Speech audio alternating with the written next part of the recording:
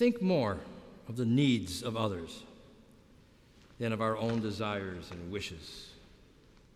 We are all called to reach out in humble and loving service to those who need our assistance, whether it be physical, emotional, financial, or spiritual.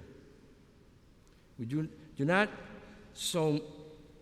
so not they eventually pay us back, but simply because they are loved by God. Our readings today challenge us to look at our relationships in dealing with others. The passage from Sirach, our first reading, advises us in our relationships with others. In the passage, humility is the central point.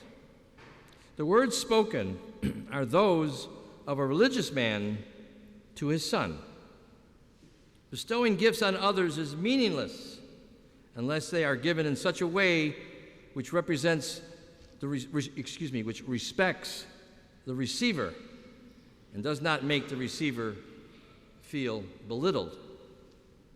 The more important the person is, the more they must be humble and not act pretentious. A humble relationship is based on mutual respect and acceptance of the other person as an equal. The author of the letter to the Hebrews, our second reading this morning, describes how the relationship between God and those seeking relationship with Him has now moved to a new and more intimate and more attainable closeness through Jesus. Before Jesus, God was revealed to the Hebrews through awesome and terrible signs, blazing fire, gloomy darkness, storminess, and loud sounds. The same God is revealed now through Jesus, through other signs, through festive gatherings, assembly of people, and renewed spirits. The change in focus is based on a new understanding that Jesus has brought, not one of terror, but one of awesomeness, not one of punishment, but one of mercy and joy.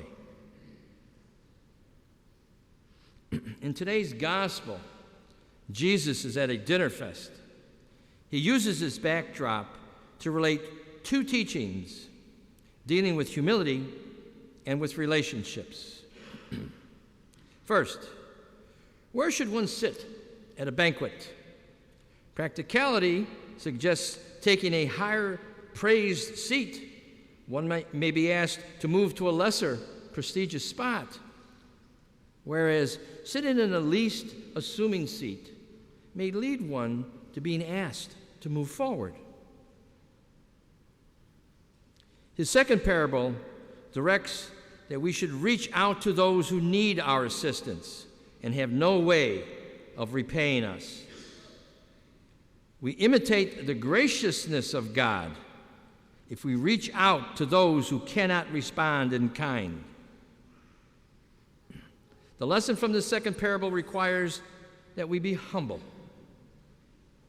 The word humility comes from the Latin word humus, which means earth or dirt.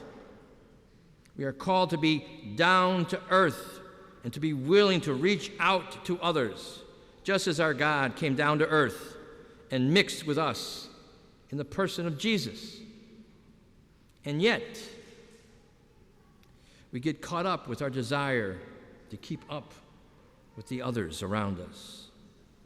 We want to be known by the company we keep and by the things, our possessions, surrounding us. Humility is not brooding in a corner and putting ourselves down.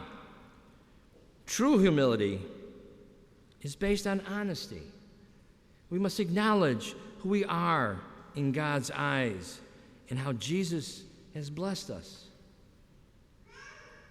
It requires that we imitate Christ's compassion and his reaching out to those who needed his words and his actions. Humility is not thinking less of ourselves. Humility is thinking of ourselves less. Jesus is our role model and our teacher. Quote, "Come to me and learn from me, for I am meek and humble of heart." Matthew chapter 11.